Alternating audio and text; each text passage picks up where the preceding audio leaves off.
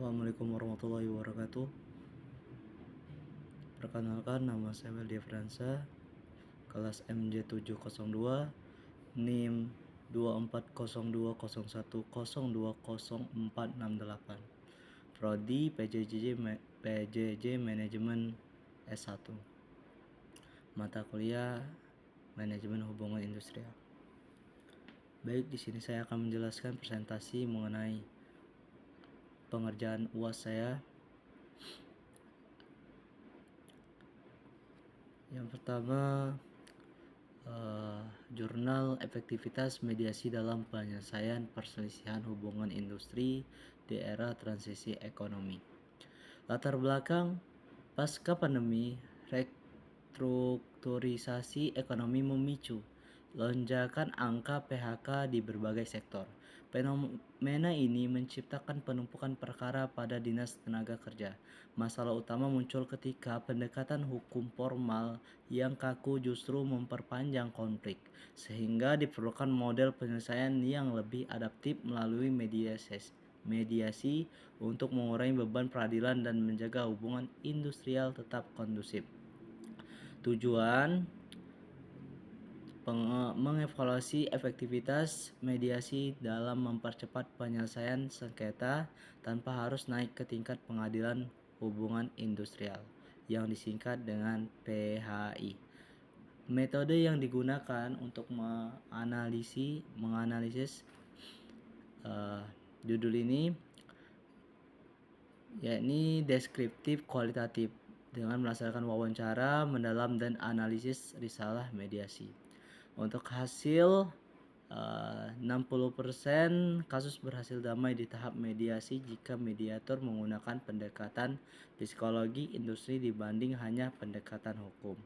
Dan implikasi perusahaan harus melatih manajer HR dalam teknik negosiasi dan resolusi konflik internal untuk memitigasi risiko sengketa eksternal.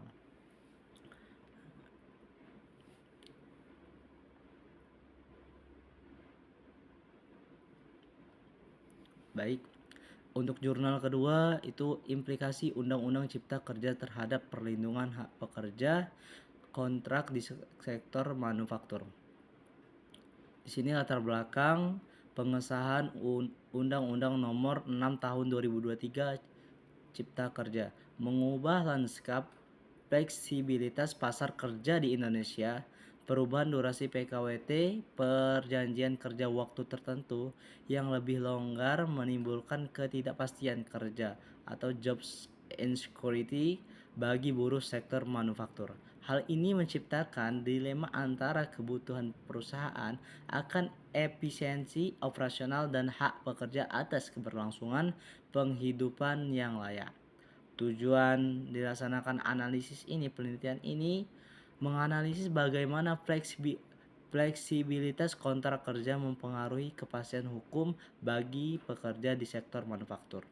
Metode penelitian yang digunakan yaitu yuridis normatif dengan melakukan analisis pasal Undang-Undang Cipta Kerja dan putusan MK, Mahkamah Konstitusi. Dari hasil penelitian dapat simpulkan bahwa fleksibilitas kontrak menguntungkan efisiensi perusahaan namun meningkatkan kerentanan ekonomi buruh karena minimnya jaminan masa depan kerja.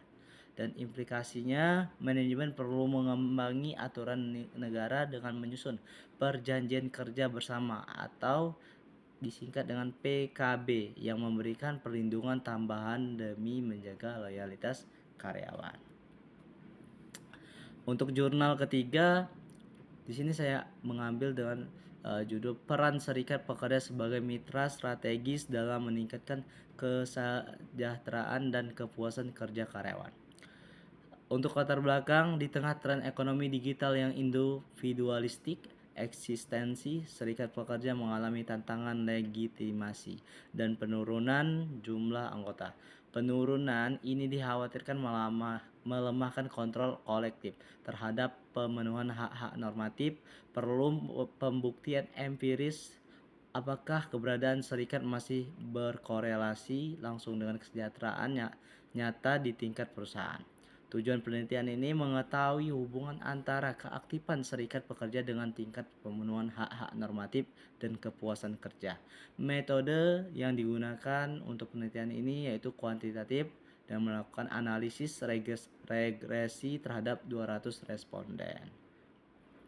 Hasil dari penelitian ini terdapat korelasi positif signifikan perusahaan dan serikat aktif memiliki standar K3 dan fasilitas kesejahteraan yang jauh lebih baik.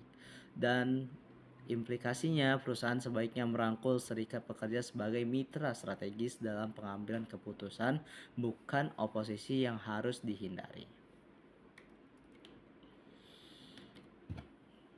Untuk jurnal keempat, ini ada analisis komparatif efisiensi penyelesaian perselisihan hubungan industrial melalui jalur bipartit dan litigasi.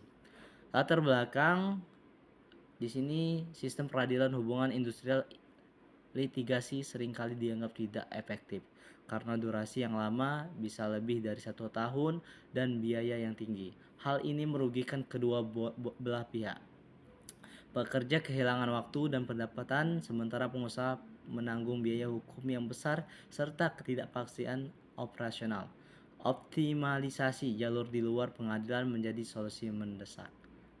Tujuan dari penelitian ini membandingkan efisiensi, durasi, dan biaya antara jalur bipartit, mediasi, dan litigasi atau yang disingkat dengan PHI.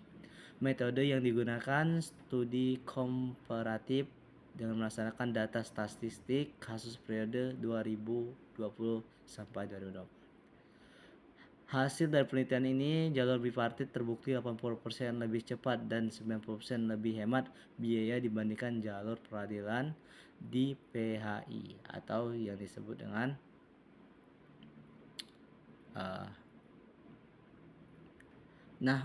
dan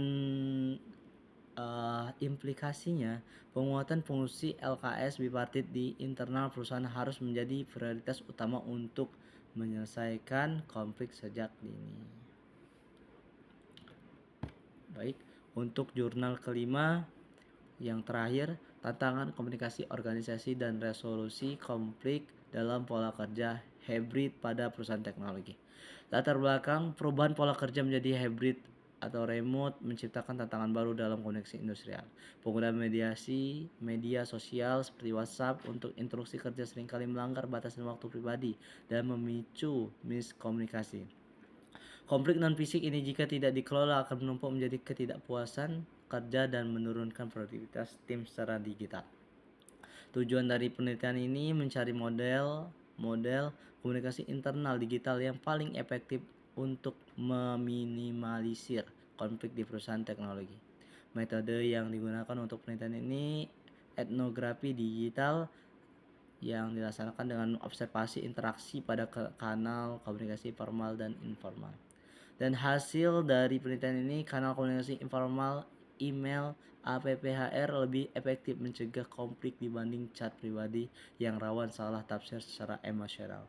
Dan implikasinya pentingnya regulasi internal mengenal right to disconnect, hak untuk tidak terhubung di luar jam kerja, dalam menjaga kesehatan mental dan stabilitas hubungan kerja.